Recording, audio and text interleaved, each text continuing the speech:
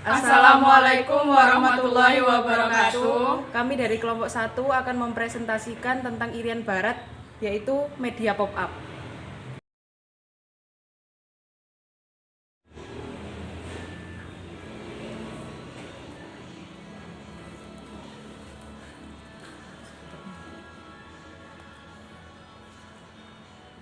Latar belakang, pada konferensi meja bundar dilakukan di Den Haag, Belanda pada 23 Agustus sampai 2 November 1949. Kegiatan tersebut merupakan lanjutan dari perundingan Romroyen yang dilakukan pada 14 April 1949, yang pada hasil sidangnya menghasilkan perjanjian tentang pembebasan Irian Barat. Dalam sidang BPUPKI ditegaskan bahwa wilayah Republik Indonesia mencakup seluruh wilayah bekas Hindia Belanda yang terbentang dari Sabang sampai Merauke. Namun Belanda tidak mau mengakui kemerdekaan Indonesia, tetapi justru melakukan agresi ke NKRI, sehingga berbubarlah perang kemerdekaan pada 1945 sampai 1949. Kendati Belanda telah mengakui, namun dalam penyerahan kedaulatan tersebut Irian Barat belum disertakan dan baru akan dirundingkan 1 tahun kemudian. Pada kenyataannya masalah Irian Barat tidak mudah untuk diselesaikan karena Belanda tetap bersikeras mempertahankan wilayah itu. Namun pemerintah Indonesia tidak putus asa. Berikut adalah hasil-hasil KMB. Belanda menyerahkan sepenuhnya kedaulatan atas Hindia Belanda kepada Indonesia Serikat dan kedaulatan itu tidak dapat direbut kembali. Penyerahan kedaulatan dilakukan selambat-lambatnya pada 30 Desember 1949. Yang kedua, masalah Irian Barat akan dibahas 1 tahun dari penyerahan kedaulatan. Selain itu, RIS dan kerajaan Belanda terikat dalam hubungan Uni Indonesia Belanda yang dikepalai Ratu Belanda. Ya, lalu kapal-kapal perang Belanda akan ditarik kembali dari Indonesia dengan catatan bahwa beberapa korvet atau kapal perang kecil akan diserahkan untuk RIS. Yang terakhir adalah menindaklanjuti konferensi meja bundar. Akan diadakan pemilihan Presiden RIS pada tanggal 16 Desember 1949. Tokoh yang berperan, yang pertama Insinyur Soekarno, beliau adalah presiden yang menjabat pada era itu. Yang kedua, Ali Sastroamidjojo. Pada masa jabatannya beliau berhasil membatalkan perjanjian KMB yang salah satunya menyangkut masalah Irian Barat. Yang ketiga ada Malik. Beliau pernah melakukan perundingan rahasia dengan pihak Belanda. Selain itu dia juga merupakan pimpinan delegasi. Yang terakhir adalah Frans Kaisepo. Beliau adalah gubernur Provinsi Papua keempat. Selain itu beliau adalah orang yang mengusulkan penamaan Irian yang artinya panas. Perjuangan pembebasan Irian Barat. Cara yang dilakukan bangsa Indonesia untuk membebaskan Irian Barat dari tangan Belanda. Yang pertama, diplomasi, yaitu upaya untuk menyelesaikan masalah dengan jalan damai. Indonesia dan Belanda telah menempuh jalan damai melalui perundingan bilateral yang dilaksanakan berturut-turut pada tahun 1950, 1952, dan 1954. Namun hasilnya tetap sama, Belanda enggan menempati hasil KMB.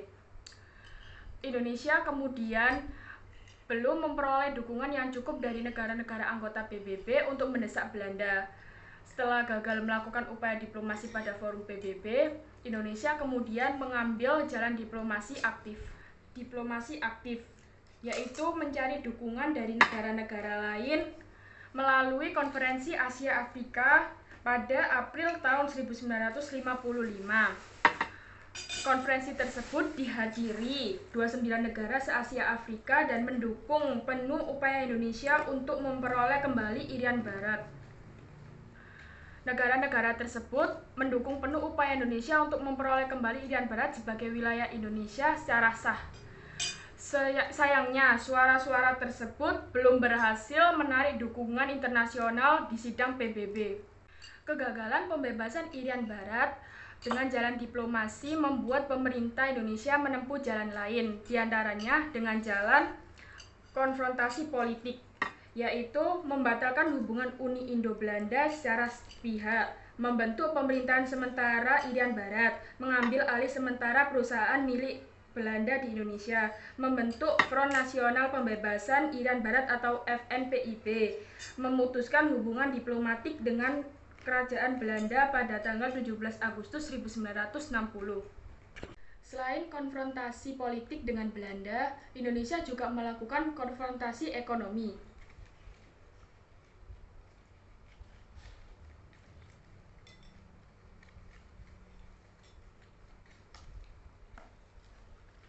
Konfrontasi ekonomi, yaitu membatalkan utang Indonesia kepada Belanda, melarang maskapai penerbangan Belanda, memberhentikan semua perwakilan konsuler Belanda pada Desember 1957, mengambil alih perusahaan Belanda di Indonesia, memindahkan pasar komoditas Indonesia. Setelah upaya diplomasi, konfrontasi politik, konfrontasi ekonomi masih belum berhasil, pemerintah Indonesia melakukan upaya yang lainnya dengan jalan konfrontasi militer. Konfrontasi militer ini adalah upaya terakhir yang dilakukan Indonesia untuk membebaskan Irian Barat. Pemerintah berusaha mencari bantuan senjata ke luar negeri. Upaya ini dipimpin oleh A.H. Nasution sebagai Menteri Keamanan Nasional pada saat itu. Kemudian Belanda protes ke PBB bahwa Indonesia akan melakukan agresi. Belanda memperkuat kedudukannya di Irian Barat.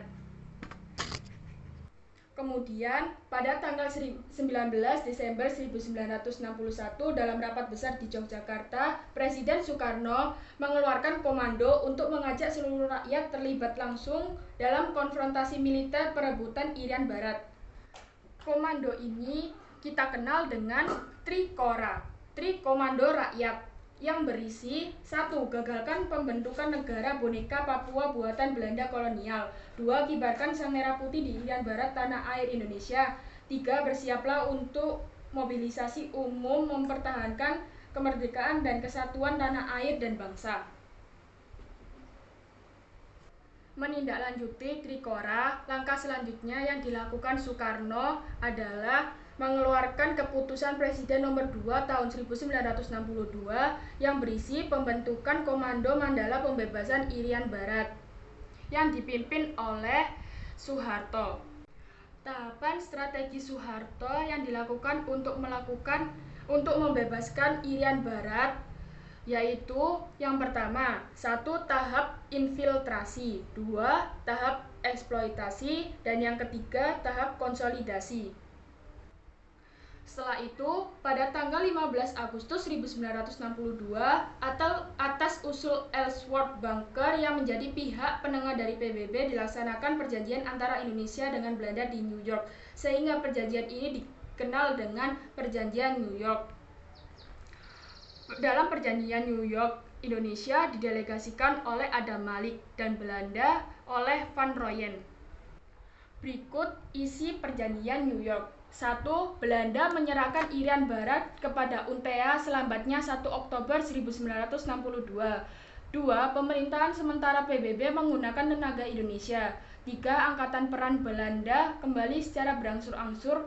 Angkatan perang Indonesia di Irian Barat di bawah pemerintahan sementara PBB. 4. Bendera Indonesia dikibarkan di samping bendera PBB. 5. Pemerintah wajib melaksanakan penentuan pendapat rakyat atau PEPERA.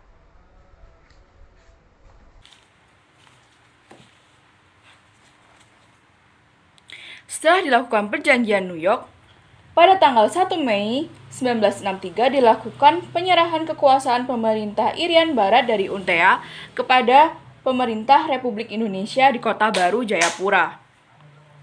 Sebagai tindak lanjut dari perjanjian New York, pemerintah Indonesia melaksanakan tugas untuk melaksanakan Act Free Choice atau penentuan pendapat rakyat.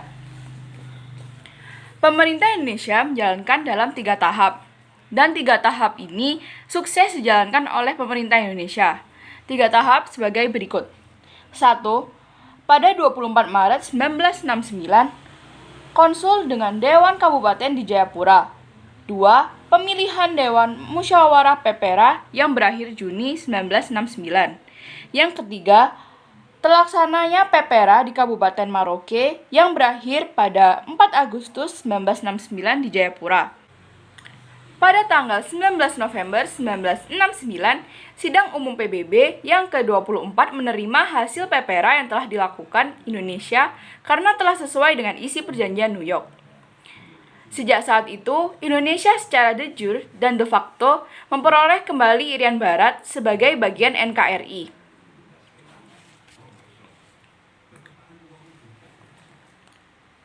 Pemulihan hubungan Indonesia-Belanda dilakukan tahun 1963 dengan berdirinya kembali Kedutaan Belanda di Jakarta dan Kedutaan Indonesia di Den Haag. Sekian presentasi dari kelompok kami, mohon maaf bila ada salah kata. Wassalamualaikum warahmatullahi wabarakatuh.